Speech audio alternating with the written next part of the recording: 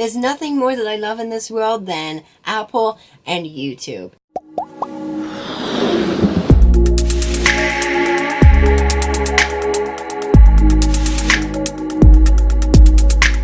Hey guys, how are you? My name is Jack. If you've not subscribed to my channel or you're a new person on my channel, make sure you hit that big red subscribe button down below. It's worth doing. This channel is really fun. We have a lot of fun on here. Make sure you also give this video a big old thumbs up and make sure you turn on those post notifications as well, because not everybody gets notified when I post a video, and it's not fun when you don't get notified because then you can't watch it straight away, and that's just not fun. You've always got to be the first person to watch my videos because they're super duper duper fun and lit and all of those things. So yeah, make sure you do those steps because they're always worth doing, and it's always worth coming back to this channel because there's always something good on this channel.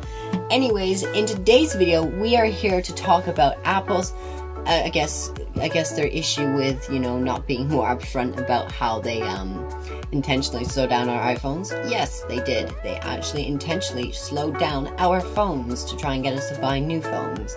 And maybe that's what a lot of people do think, is that they intentionally did this so they think that we would go out and buy more phones and spend more money on their products. And yes, it may be part of the reason why they did it, but what Apple says, the reasoning behind why they did this from their perspective and from their opinion, is they did it to protect the device. And you might be like, protect the device from what exactly? Well, protect it from like prematurely like failing.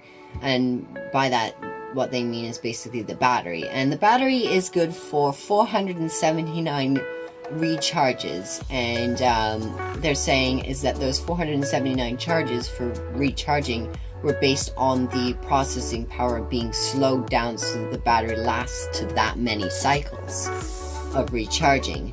But they said if the processing power was at full, it would only last like 279 cycles. And if you are on a contract with a phone for 2 years and you're charging your phone every single day, it's doing more than 479 cycles. It's doing way, way, way more. It's doing over 700 cycles. And yeah, basically, they said that this is the reasoning why they decided to slow down the performance of your iPhone, is to preserve the battery life. And I can see why they did this, but they could have been a lot more upfront about this. They definitely could have said, well, hey, you know, in this new software update, we're planning on, you know, slowing down your processor to preserve your battery life, but are you okay with this? Would you prefer to have processing power over a battery life? Just know that your phone may, you know, unexpectedly shut down when you go lower than 50% on your iPhone. And if you gave people that option and that choice, I think people would have been a lot less ticked off about this. It's when you don't tell people that you're going to do something like this, is that when they find out, they become a lot more pissed about it, and like, it's like, why would you hide this from us? But if you've been more upfront about it, people wouldn't have been as frustrated. They would have just been like, oh, well, that was cool that you've told me that maybe that informs me or gives me a reason to replace the battery or go and get a new phone.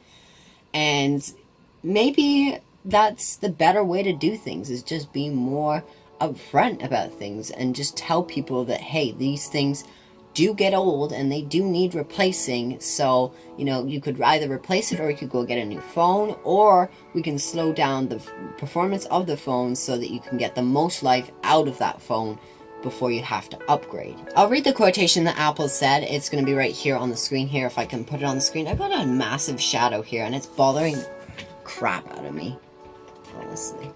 So they said here, we know that some of you feel that Apple has let you down as a company, says the company. We apologize. Apple says in its letter that the batteries are consumable components, and it is offering to anyone with an iPhone 6 or later battery a replacement of $29 starting in late January through to December 2018. A discount of $50 from the usual replacement cost. Apple is also promising to add features to iOS that provide more information about the battery health in early 2018, so that users are aware of when their batteries are no longer capable of supporting the maximum phone performance. This is a significant change to the attitude around iPhone batteries. A decade ago, when the first iPhones came out, Apple said most iPhone users would never replace their batteries. And they say that our phones are becoming more capable and are required to do more tasks, which requires our batteries to work a lot harder, shortens the battery life even further.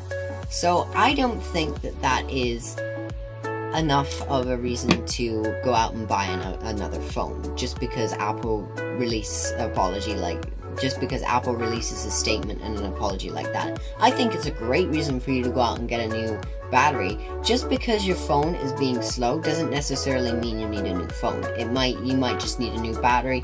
So definitely do your research, because just because your phone is being slow doesn't mean you need a new phone. Because in this case, people were putting brand new batteries into iPhone 6s, and they were working perfectly fine the way they were when they were first purchased. So your performance will return to normal once you put a new battery in, as Apple says. And people have actually tried this out, putting a brand new battery into an iPhone 6 to see that the performance will turn right back to normal. So I definitely think it's worth doing. It's only 35 bucks. I think that Apple should have made it free, because to be honest with you, when you basically hide this from your customers and they find out, they get a little ticked off, to say the least. So I definitely think Apple could have been a lot more upfront about this, and they could have told their customers that they were going to implement this.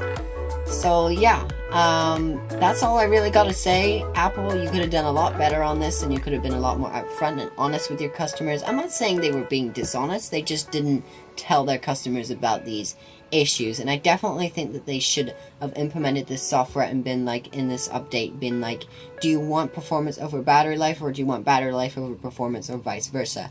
And given people that option to choose what they wanted, would have made people a little less ticked off about this issue. Anyways, I am going to go now. That's all I really got to talk about. So if you enjoyed this video, be sure to give it a big old thumbs up, because it means the world to me. Make sure you also subscribe, turn on those post notifications so you get notified when I post a new video. Anyways, and I will see you guys very, very soon. Bye, guys.